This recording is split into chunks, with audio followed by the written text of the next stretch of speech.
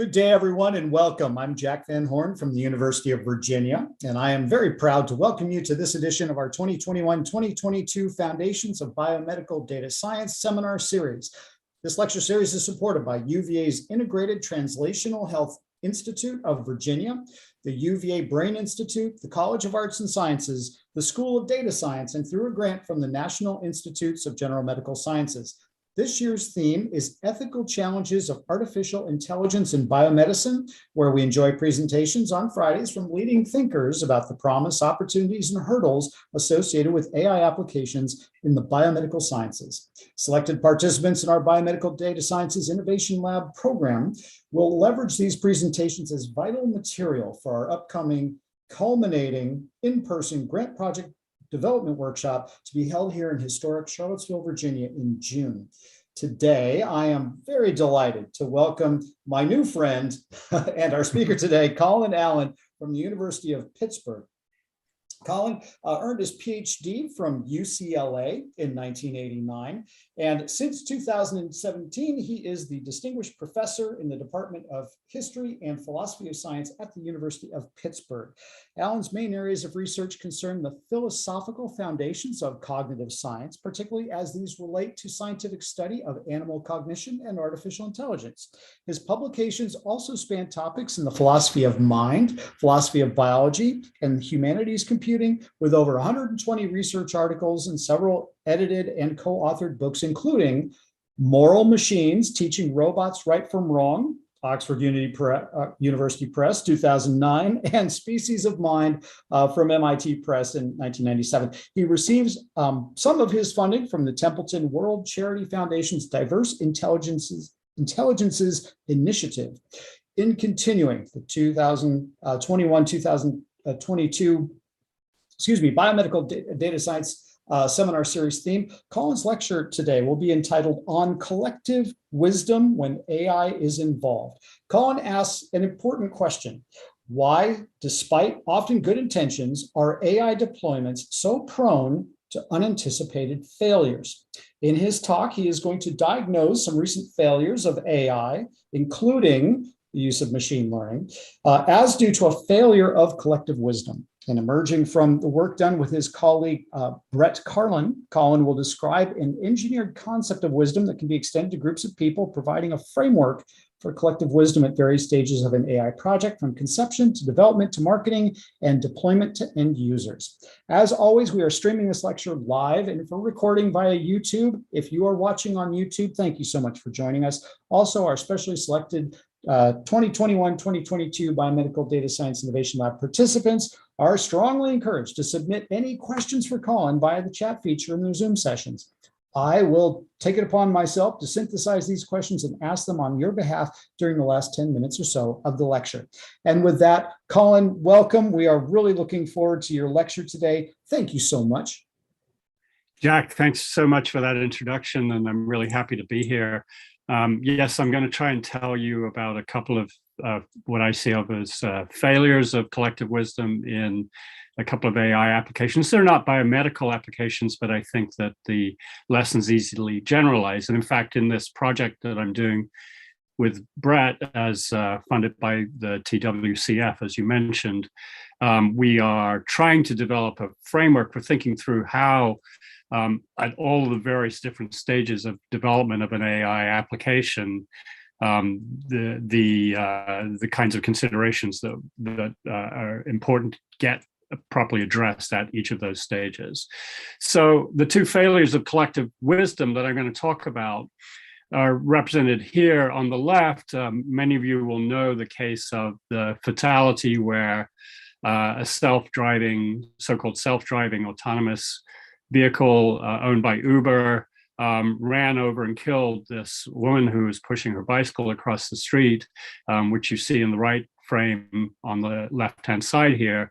And the left frame is the dash cam, both these dash cam pointing in different directions of the woman who was in the vehicle and supposedly overseeing the operation of this autonomous vehicle. And I'll have more to say about that in a moment. The right one, many of you may have heard about this in the fall, but it made some amount of national press, but I'm not sure if everyone will have heard about it. And that was the release of some software by the Allen Institute for AI, which is based in Seattle, Washington. It's no relation to me. Paul Allen was co-founder of Microsoft with Bill Gates, so it's funded by a foundation that he established. And Ask Delphi was proposed as a kind of moral machine oracle. So again, I will talk about this in more detail, but show ways in which that particular project went wrong, in which the developers of that project acknowledged some of their mistakes, but in my view, not all of them. And it contains some important lessons for us, I think. But here's an example of a way in which Delphi went wrong.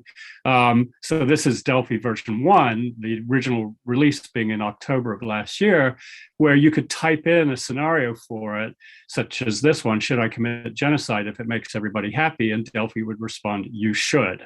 And that's clearly a bad response. And the question is, how, given the dozens, if not hundreds of people working on this project, did this kind of response get through whatever checks that they supposedly put on it before they released it to the public? And I'll talk about how they've handled that since and whether or not it's adequate. So the general framing here then is that real-world applications of AI or machine learning, and I'm treating those roughly equivalently at the moment. We could discuss that if necessary, but these are increasingly ubiquitous, as I'm sure you're all aware. Much of the AI ethics focuses on technical issues, such as the explainability of the algorithms or bias in the data sets. But I'm going to try to argue, in conjunction with this project that we have, that more attention to wisdom in the design, construction, marketing, and use of AI has practical significance. And I'll try to spell that out as we go through. And I'm also going to put this in the context of work that I have been doing for the last 20 plus years. My first article in this space was this rather pretentiously titled Prolegomena to Any Future Artificial Moral Agent. That was back when I was faculty at Texas A&M.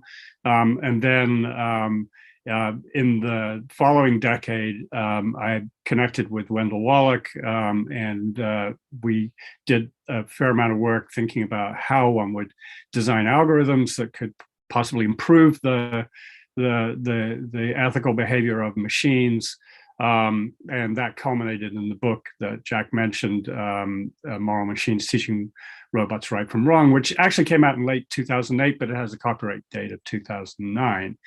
And one of the questions that I've been dealing with over the years is whether or not what we did all the way back then is relevant. And I will try to show you how it is.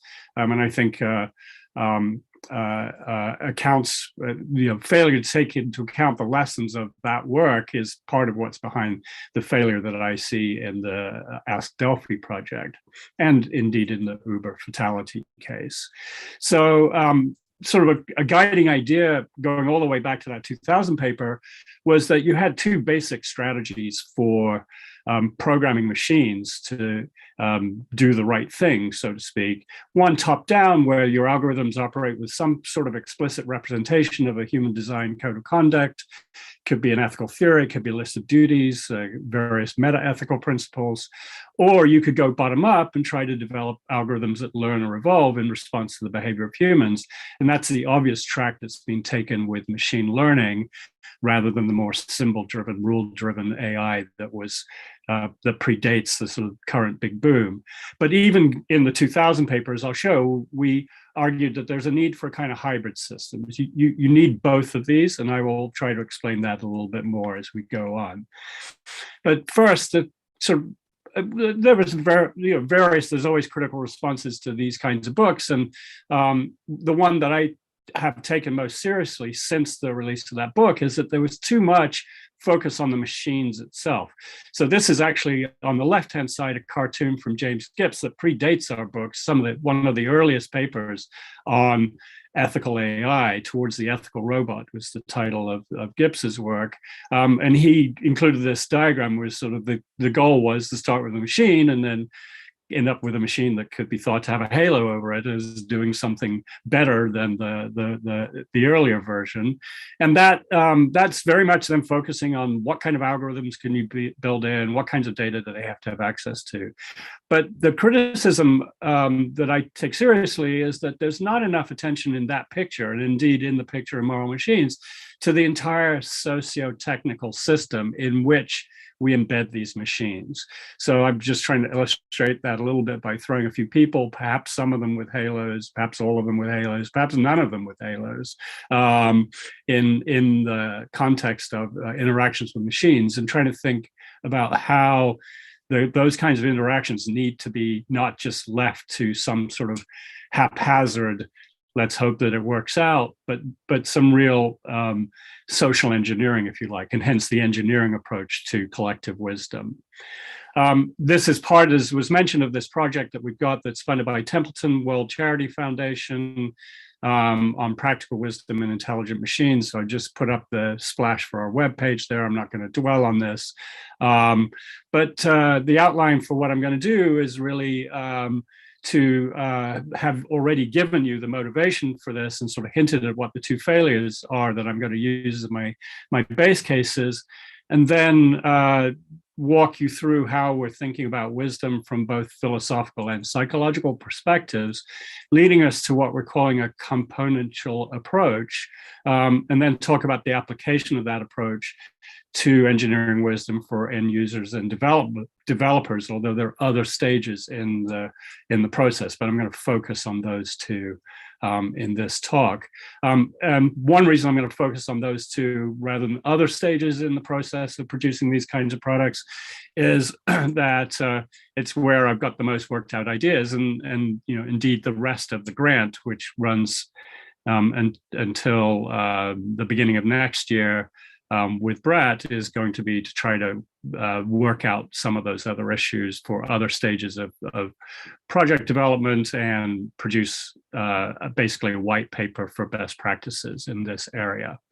So let's look a little bit more closely at these two failures. So first, the Uber fatality. One response that is exemplified by this Bloomberg article on the right-hand side here, and the headline, "Why not just retrain pedestrians to make self-driving vehicles safer?" In other words, maybe the problem is not in the car, but in the person who's walking in front of this car. And Insurance Journal has a commentary on Bloomberg's assumption that it's you who's crossing the street wrong. They say that's essentially the argument some self-driving car boosters have fallen back on in the months since the first pedestrian death attributed to an autonomous vehicle, amid growing concerns that AI capable of real-world driving is further away than many predicted just a few years ago. And I think this point about it being further away is actually quite salient. Uber has in fact divested itself. They were based in Pittsburgh. They've sold off their self-driving car business. Yet around Pittsburgh, we still see other companies testing those self-driving vehicles on the streets, and I could anecdotally sort of report to you some of the glitches that I've seen directly. The environment in which these machines operate is extraordinarily complex. So as I say on the left-hand side in the first of these bullet points, the feedback loops make human-machine interactions difficult to predict. And so no matter how much training you've engaged in, there are going to be these so-called edge cases, or indeed people will learn how to exploit some of the operations of these machines in order to game them in a certain way. So if you know that the vehicles are programmed to slow down, you might just walk out in front of one expecting it to slow down. And that creates a kind of feedback loop between the people's expectations and the vehicle's performance that then makes outcomes really difficult to predict. And further, so one thought here is that then training people not to cross the road safely, but to exercise more wisdom in deploying and using these AI systems may be more effective and desirable than training the kind of conformity and bystanders that was suggested by the article that I highlighted on the right-hand side of this slide. So if we take a wisdom approach, it's important to distinguish that the way wisdom has been treated in philosophy and psychology is actually rather different.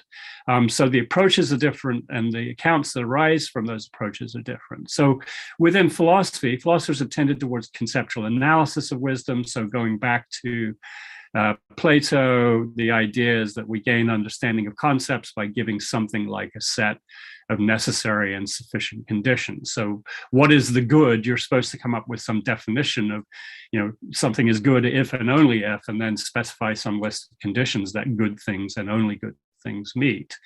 The concept of wisdom itself is often motivated by mythical exemplars. So the ideal of the fully wise person, and this is more of an Aristotelian ideal, is one who is wise in all respects. You can't be fully wise unless you have all of the Aristotelian virtues.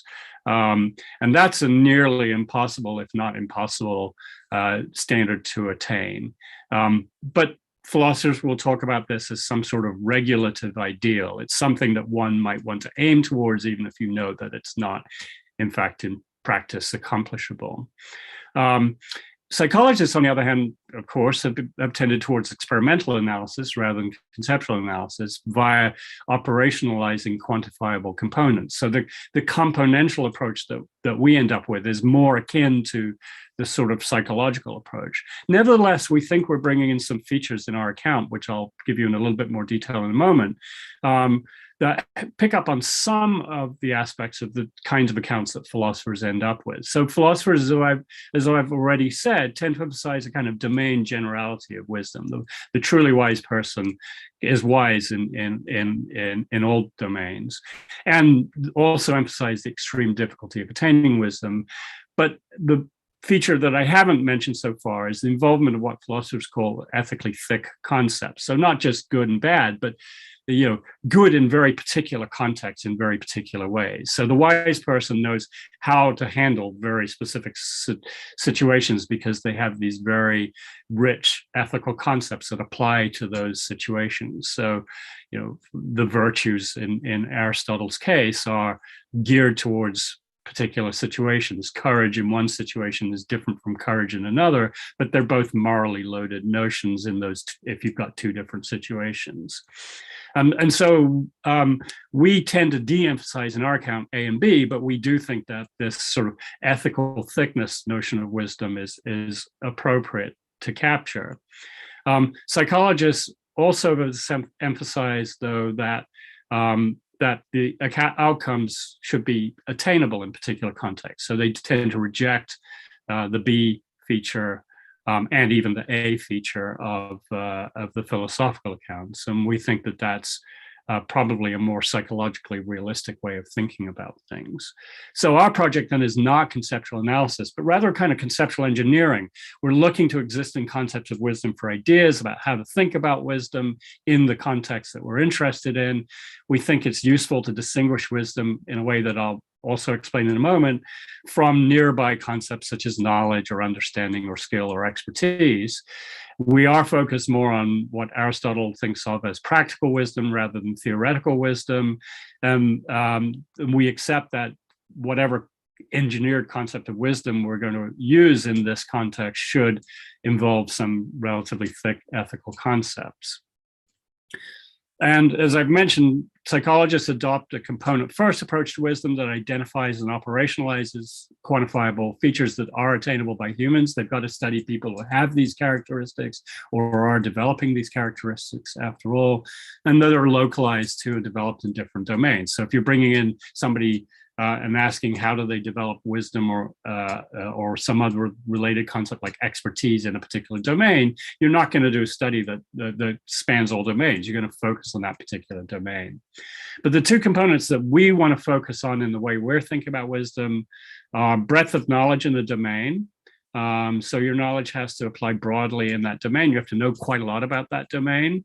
But the second feature is one that's often less emphasized, which is what we're calling metacognitive awareness of the limits of knowledge. So the idea is that the wise person doesn't just know a lot of stuff about a particular domain. They're not just expert in that domain, but they really understand the limits of their knowledge. right? They understand where that knowledge is likely to fail. And this turns out, I think, to be a very important way of thinking about how various kinds of AI projects go wrong. I mean, it's not uncommon to think of engineers here as having a kind of hubris based in their true expertise, that they then are experts in domains in which they're not, for instance, ethics, or that they're overconfident in the domains in which they are experts. So they think that the self-driving car is going to perform in all kinds of circumstances, and really they don't have very good calibration about that.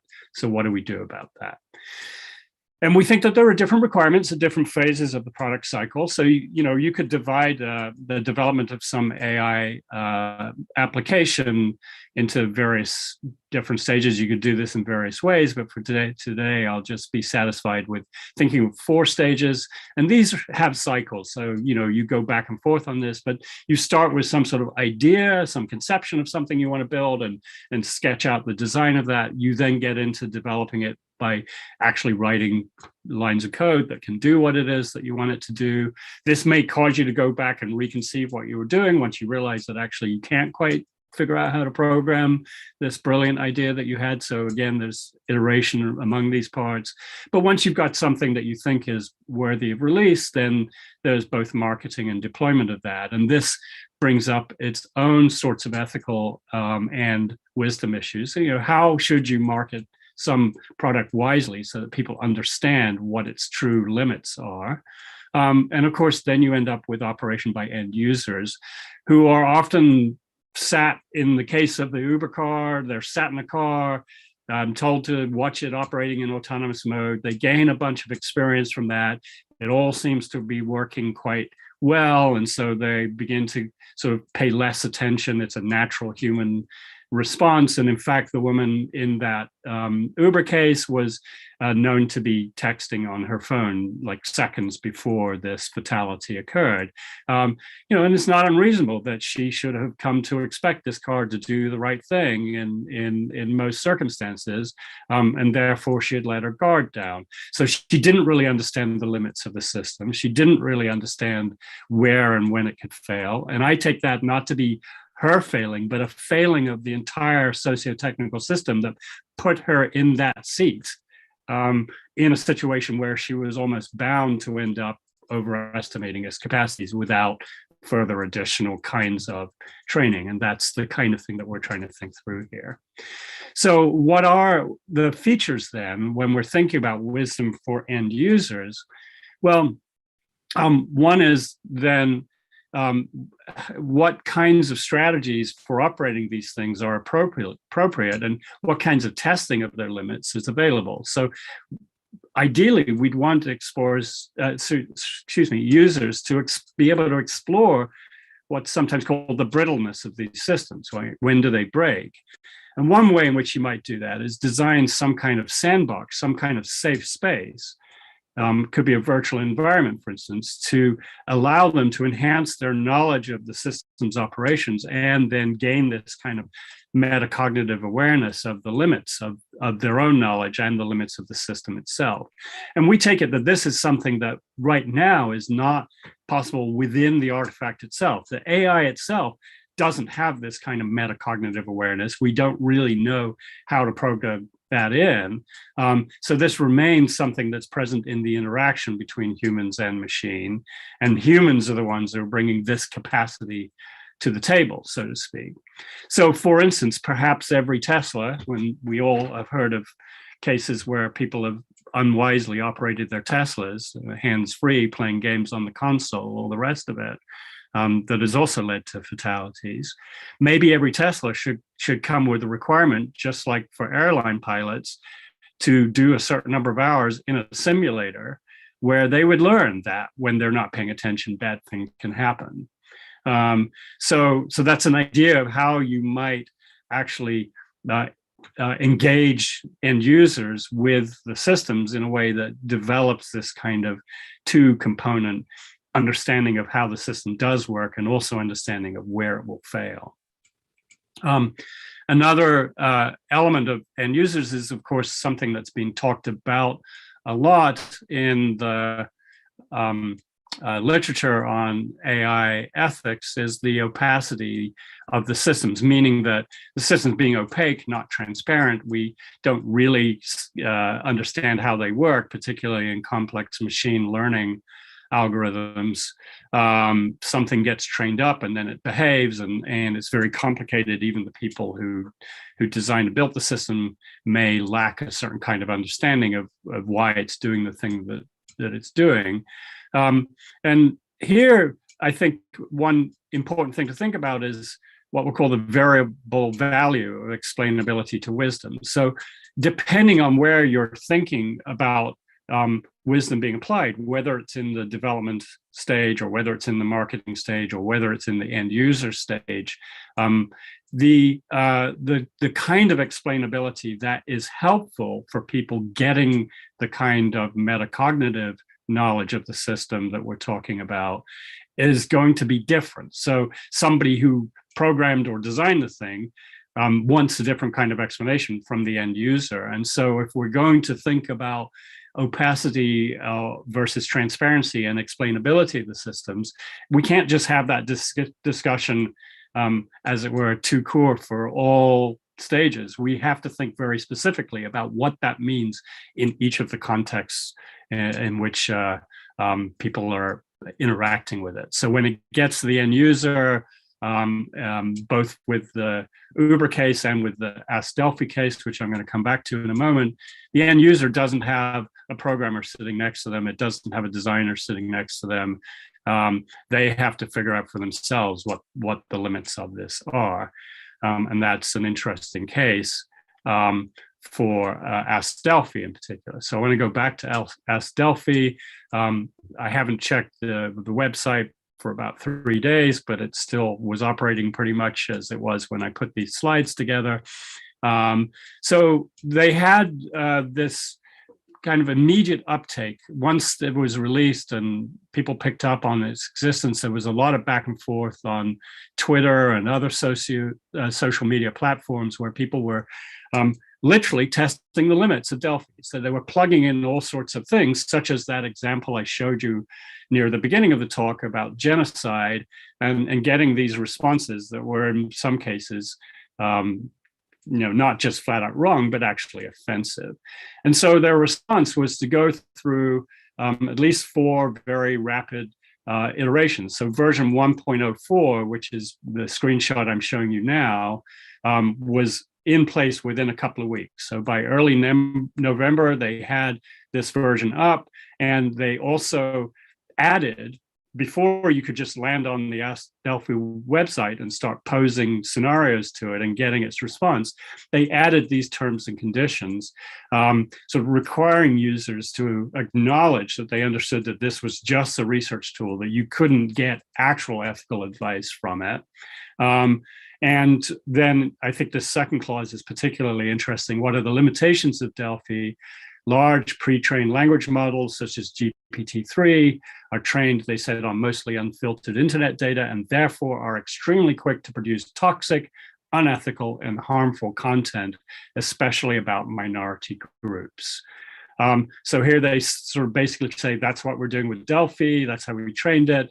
We extrapolated, though, in addition, from a survey of US crowd workers, so Amazon Mechanical Turk, if you're familiar with that kind of platform, which helps reduce this issue, but may introduce its own biases. Thus, some responses from Delphi may contain inappropriate or offensive results. Please be mindful before sharing results. And so again, you have to check this box to say that you understand that this could happen here. None of this was in place when they initially released it. And one of the questions is, why wasn't it in place, and why did they release something that produce these kinds of responses? The third one is just a sort of standard privacy and data collection statement. So the initial release of the website in October of last year was accompanied by the release of a preprint on the archive.org server, in which they described the system. So this was not peer reviewed at that point. It was just placed online. And what they say in this paper is that instead of relying on prescriptive ethics, which is taken top down by prescribing key elements of ethical judgments, we leverage descriptive or applied norm representations elicited by a bottom-up approach by asking people's judgments on various ethical situations. So you can see that they're framing this very much in the way that I had been framing this going back to the year 2000 in terms of two broad strategies. But what they do is they say the top-down is useless. We are only going to go bottom up, and I'll show you that later. But here's an example of what happened between 1.0 and 1.04. So that first one I've shown you already. The second one, if you type in the exact same prompt in 1.04, it comes back with a warning. This statement may contain unintended offensive content. Reader discretion is strongly advised. Please be mindful before sharing. So here's my mind. I'm sharing it with you. Should I commit genocide if it makes everybody happy? It's wrong. So they've tweaked their programming and they've retrained the system to come up with a different response.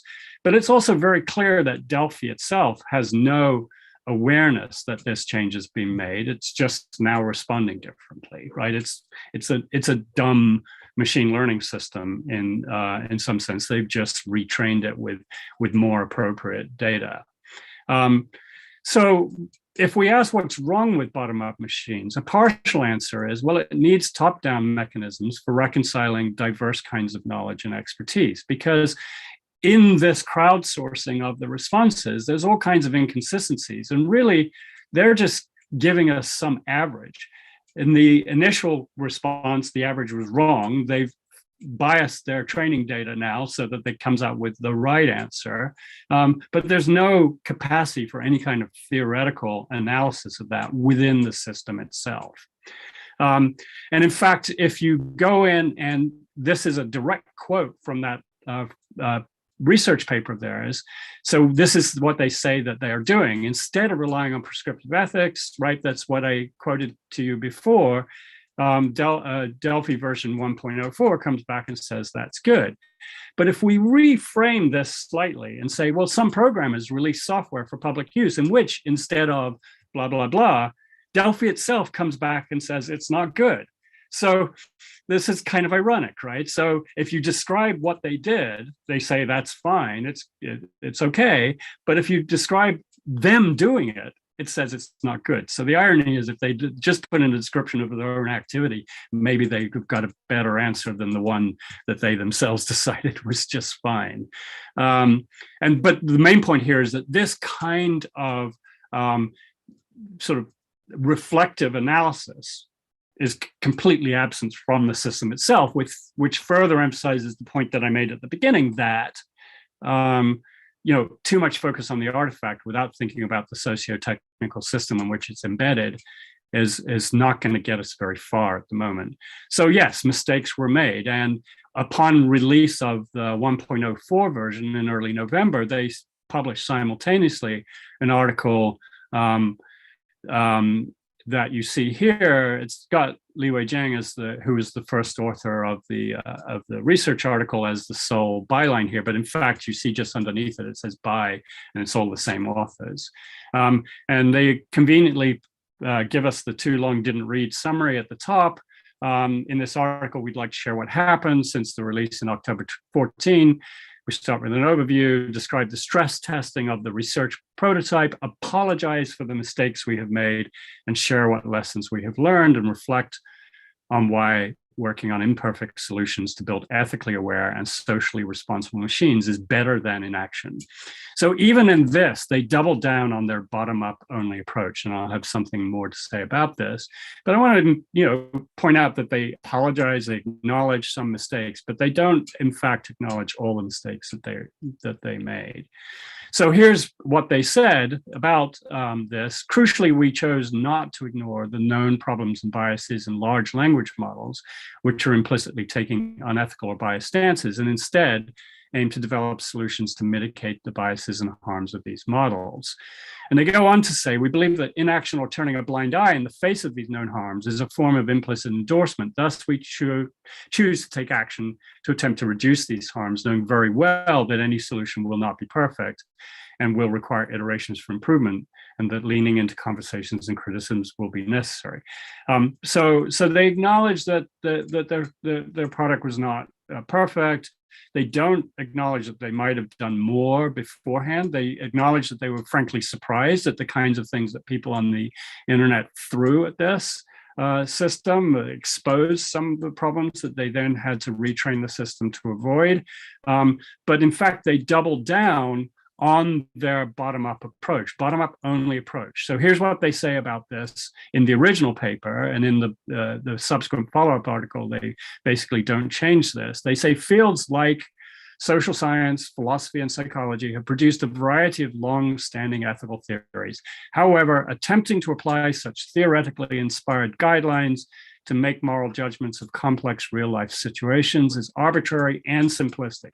So they basically dismiss the entire field of ethics, philosophical ethics, psychological, the kinds of work I was telling you about earlier, and the social sciences as not up to par. The key challenge, they say, is not to apply ethical prescriptions, but rather understand moral implications in the context of a wide variety of everyday situations. Hence, they carry on, instead of relying on prescriptive ethics, which is top-down, we leverage descriptive or applied norm representations elicited by a bottom-up approach by asking people's judgments on various ethical situations. And as I said in the subsequent thing, they really doubled down on that approach. So I've pointed out one mistake that they acknowledged, which was that they didn't anticipate the kind of interactions that people would engage with this thing. And anybody who knows the history of people putting AI chatbot type things on the web will know of this much older instance. I think it's about 8 years old now. I don't have the date on this Guardian newspaper article, where Microsoft released this chatbot Tay on Twitter and other social media platforms, and people immediately started interacting with Tay, and they managed to get Tay basically propagating really offensive, sort of racist, sexist, misogynist things by interacting with it. Now, Microsoft made Tay learn in real time from the interactions in which it was engaged. Delphi did not. In fact, they pre-trained it and then just released it, and then used the data for future analysis, but they were not learning on the fly. Nevertheless, right, they got all sorts of interactions with it that they failed to anticipate. So did they ignore Tay? Well, no, in one sense. They decided not to do real-time learning of the system. But yes, they ignored the fact that there's ample evidence that once released to general public use, people would be doing their best to make this thing respond in offensive and unethical ways, and forcing them in the end to not only retrain the system, but also put a disclaimer up requiring you to check off on your understanding of it before you actually interact with it. So you sort of wonder how on earth does a bunch of programmers working in this space come up with a conception of a product that they want to produce and then do all the software engineering that's required to produce it and release it and distribute it and effectively market it, although it's not a commercial product at this point, without somebody in the room saying, wait a second, how are people actually going to interact with this, right? Why are we just putting it out there and getting whatever blowback follows?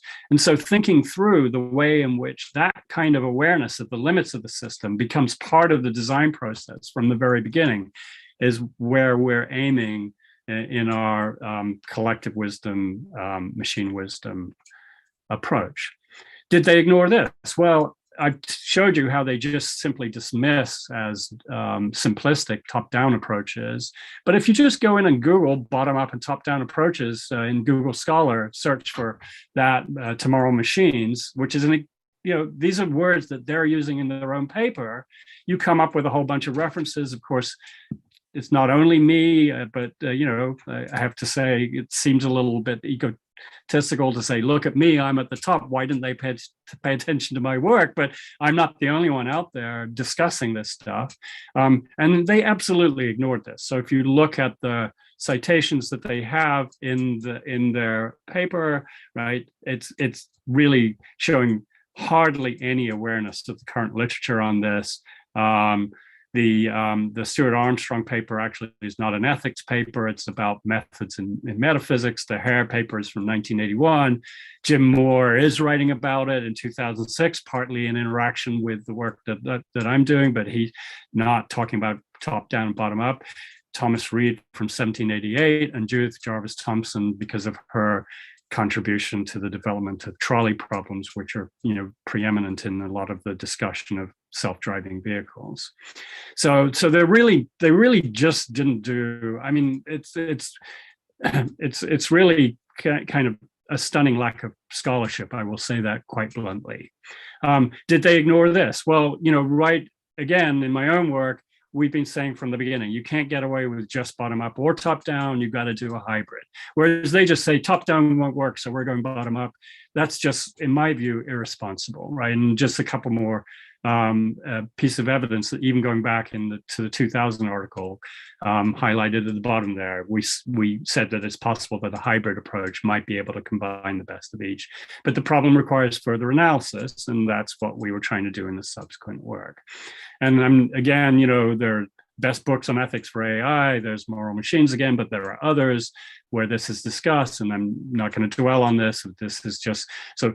One of the things that gets highlighted is just how complex these issues are and what kind of careful thought, as Paula Boddington writes, right? Exposing the level of detail we need to be asking about machines and morality to be able to answer these questions is really critical. And there's just a lack of attention to the details here. And again, we have a whole chapter in the book on merging top down and bottom up. Anyway, so enough about me and my ranting about their sort of failure to pay attention to stuff that's in the literature. Were the mistakes inevitable? Well, that's really what we're trying to address in our machine wisdom project. And I've already sketched for you the engineered concept of wisdom that we're dealing with, one where it has two dimensions. One, you do have to know quite a bit about the situation or the system that you're dealing with, and that is acquired bottom up with practice guided by theory. But then you also have to have this metacognitive awareness of the limits of that knowledge, and that's acquired by limits testing. And I think that these two dimensions are absent in current AI development, in current AI itself. Sorry, if you think about the artifact, I think we don't know how to build these kinds of things into the AI itself, and it's insufficiently present in the teams that are developing. And so what we're really facing here is a battle against low metacognition in the machine, where it's incapable, perhaps in the people survey, but in particular in the computer scientists who are building these things. And it's a case of something that has been discussed in this area, where having a whole bunch of expertise actually leads to a kind of overconfidence and sort of even a reduced level of metacognition about the limits of that knowledge. And we see that, I think, very much in a lot of the engineering where they've got real expertise in developing these systems. I don't want to knock that at all. But then they seem to think that qualifies them to be experts about ethics as well. And they really need to understand that they need input from other sources. So our componential approach, this is basically the summary in my final slide, although I'll tell you about the upcoming workshop in a moment. But a componential approach focuses on understanding the limits of systems, testing them in order to get those get that understanding. And what's needed are multiple perspectives and abilities to maximize the impact of testing in perhaps safe sandbox environments. But even before you get to that stage, You can't sandbox something you haven't built yet. We need better socio-technical structures to enhance metacognitive awareness of the limits and potential problems at all stages. And what we're developing, we hope, is a kind of pragmatic framework for systematic interdisciplinary approach that can involve engineers, philosophers, cognitive and behavioral scientists, academics, corporate, government, and public structures to make sure that that somebody is in the room at the appropriate time to say, hey, hang on a moment, you shouldn't be putting this out there yet, right? We need to do more thorough testing. We need to make sure the system's more robust. So if you go to our website for the Machine Wisdom Project, which you see here, you'll find that we have a workshop coming up in Pittsburgh. For those of you who don't know Pittsburgh, this is the Cathedral of Learning. We'll be on the 11th floor of this building, May 12th to 14th. With the deadline for submissions is already passed, but it'll be an open conference. Anybody's welcome to attend, where we have a number of psychologists and philosophers and computer scientists on the program. This is a second workshop. We had to do the last one virtually and invitation only last year. This is more open. We've got contributed as well as invited papers, and it's to talk through and work through these issues and try to come up with some best practices that will assist Brett and I in writing up the white paper. So with that, that's my final slide. Thanks very much for your attention. I'm looking forward to questions. Colin, thank you so much. You know, as I was listening to you talk, I was kind of thinking about some of the stories you described, especially where you mentioned that sort of AI engineering hubris and the sort of just disconnection between, you know, what can be done, what should be done, and how it's deployed. And I can understand that after people hear you present that, people are probably mad, right, at the Ask Delphi project, you know, or, you know, others who are developing these technologies and completely dismissing, you know, centuries of prior literature, you know, especially, you know, current thinking about how to deploy these things in AI. You know, what sort of reaction do you get from these, you know, individuals who are developing this stuff when you present this to them? Do they get defensive? Do they say, oh, yes, we know that, we're just not going to bother with it? I don't know. What's the sort of reaction you get? Yeah, so, well, I haven't had a chance yet to present this directly to them. So, so far, this is the first time I've given this particular talk, although some of the material is drawn from two talks that were separate. So I had a talk that was about developing the framework, and I had a talk that was just about Delphi. But I've given that Delphi talk only in a couple of very small venues, and so I don't know if they're aware of it yet. But we are writing up a paper that we will be submitting to some fairly prominent place. And I also have under consideration sort of an op-ed piece that I hope will come out and make a big splash elsewhere. I have no idea if it'll get picked up. Those things are always a little bit variable in terms of their best, right? So yeah, I don't have any direct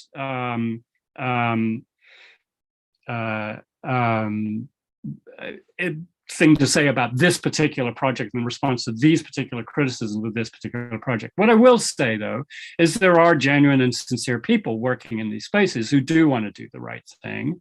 And I think they also get embarrassed when they have colleagues who ignore a whole bunch of what could have been helpful information and don't do the right thing. But those who want to stick to their guns and remain dismissive of philosophy, I think, often frame it in terms of this, what they see from a distance as a kind of stagnation in the field. Why am I still talking about Plato and Aristotle? You know, that's 2,000 years ago. What relevance is that to me? You know, the world has changed kind of response.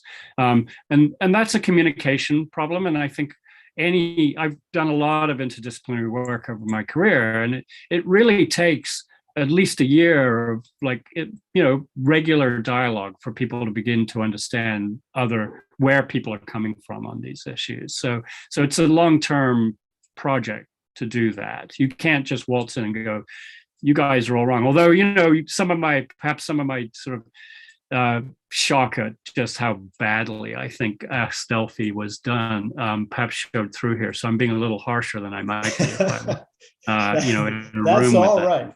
I would You're try okay. to understand why they think that this was appropriate before I did this. But so it's a matter of establishing a dialogue, and I think this is what's behind our machine wisdom project, is trying to come up with processes.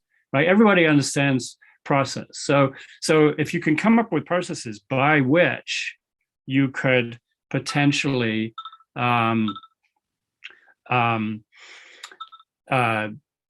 get the right people in the room. And who are the right people? That's a big question.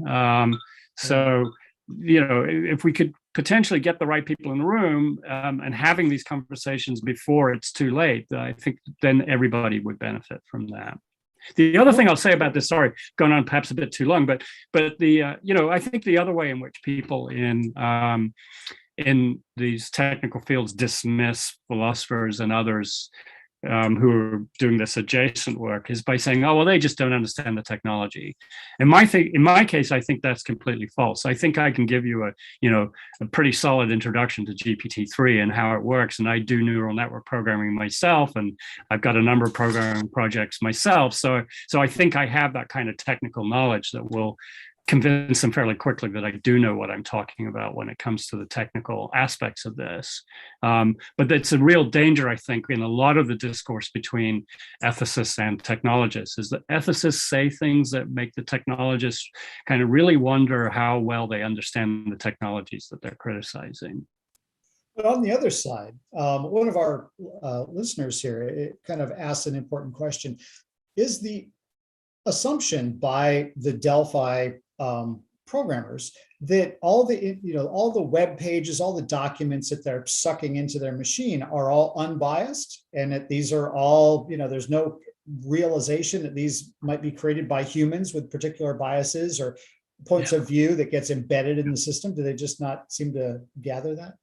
Yeah, good. So that gives me a chance to sort of explain what they did differently from the GPT family of approaches. So it doesn't really matter whether you've heard of GPT, but one approach, a bottom approach, is to take a bunch of text and then try to figure out what the response should be to any prompt from what's learned from that text. And then those responses are definitely going to acquire the biases that exist in the text that are selected.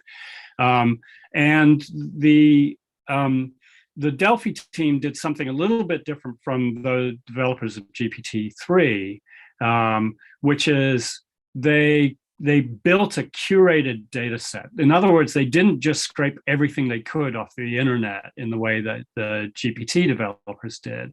They only took selected things. So if you go into their paper, they'll list the categories of things that they used in order to provide the starting point for their project. But the second thing that they did differently is Delphi is not driven by some machine learning just over those texts.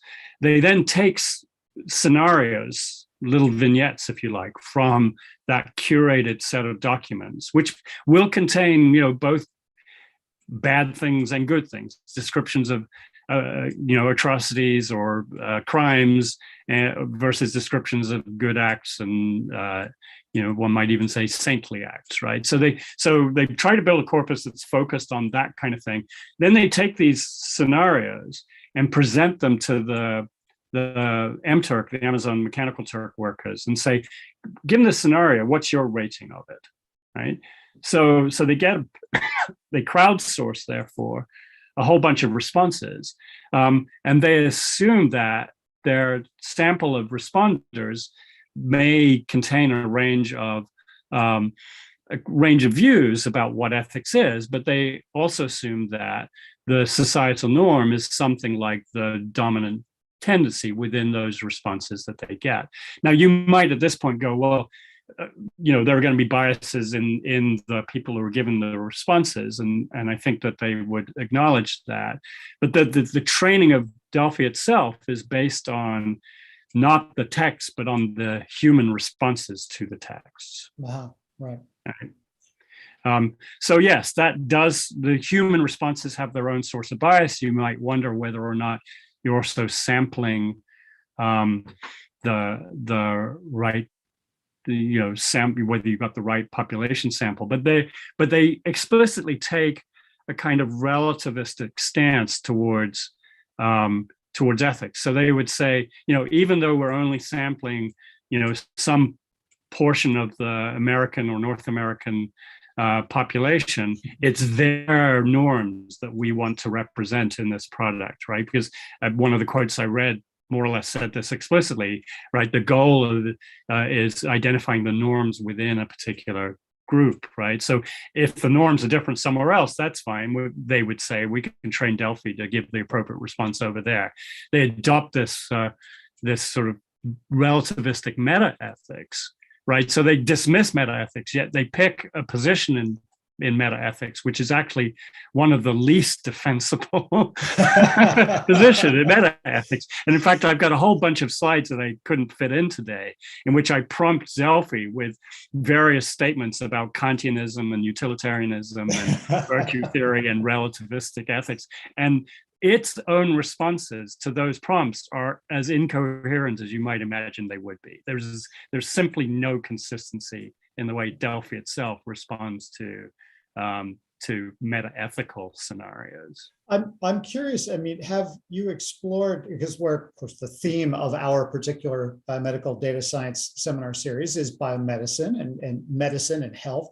I'm curious if you have any examples of such systems which have failed spectacularly in the biosciences or in health or medicine.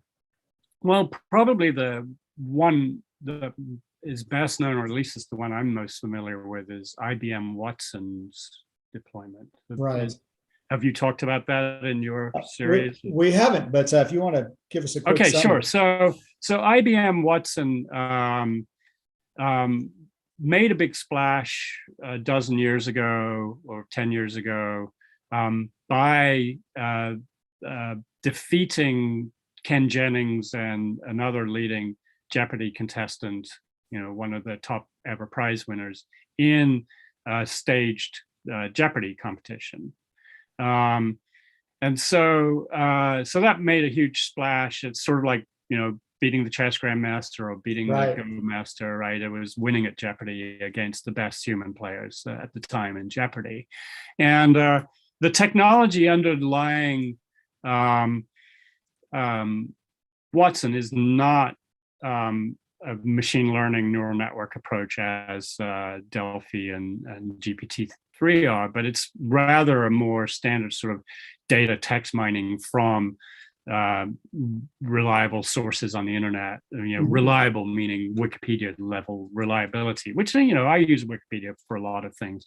It's pretty good in some areas, it's not so great in other areas. But not just that, they used a whole bunch of things, including, in fact, the Stanford Encyclopedia of Philosophy, right, was one of their sources for that.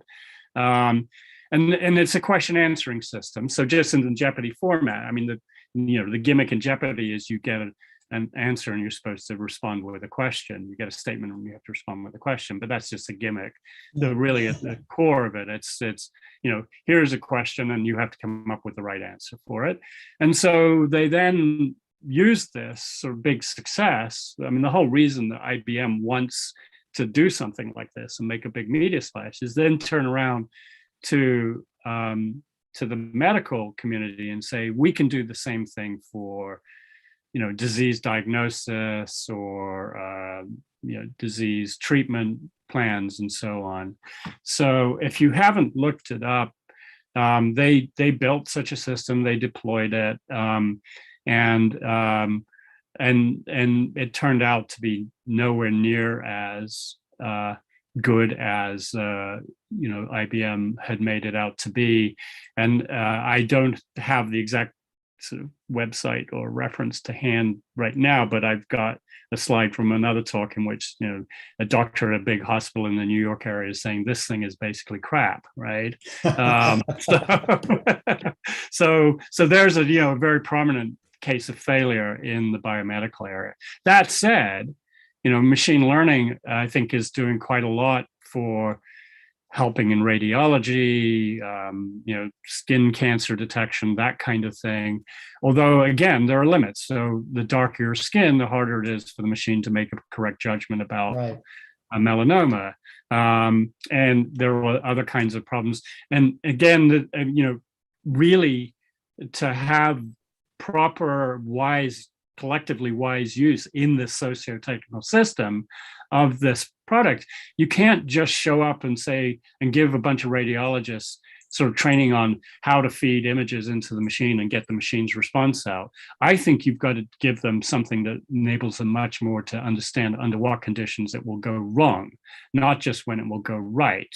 And of course, from a marketing standpoint, that's the last thing that they want to get. Yeah, they don't want that, right? They don't want that. No, right. It was funny because you were talking about you started with talking about autonomous vehicles, and I'm old, but I'm still able to remember when I was learning how to drive. And one of the things that the driving instructor would try to drill into you is be a defensive driver, trying to anticipate what's the most stupid thing the driver next to you is going to do and anticipate that they're going to do it. And you still kind of do this to this day, right? Is you kind of like go, that guy's going to change lanes without his signal and cut me off. And you just can see it coming. A lot of the machines that are being built do not have that kind of defensive driving situational awareness built into them. They are following an algorithm, and if the algorithm says that's the answer, then that's it. But they rarely take into account context, situation, skin color, those types of things just don't get factored in. So it's such an interesting area with so many different nuanced directions to go. So I'll mention one other failure, and this was at the Summer Olympics. So the winter ones just wrapped up, but the Summer Olympics in Beijing, they were using autonomous vehicles to shuttle athletes from dormitories to venues. And they used this vehicle system without incident during the Olympics, and then came the Paralympics. And within a day or two, they had an incident where one of these things actually hit a competitor in a crosswalk who was blind. Oof. Right? Why did nobody think that at the Paralympics you have blind? This system was not trained with the idea that people might not actually see and take evasive action. And this illustrates another point. When it comes to interactions with these actually quite dumb systems, for all the hype that they're intelligent and so on, it's always the humans that have to adapt, because these systems have very little or no adaptive capacity themselves. People are the ones who have to make the adaptation. And often the adaptation we make is not good. And, it also has ethical ramifications.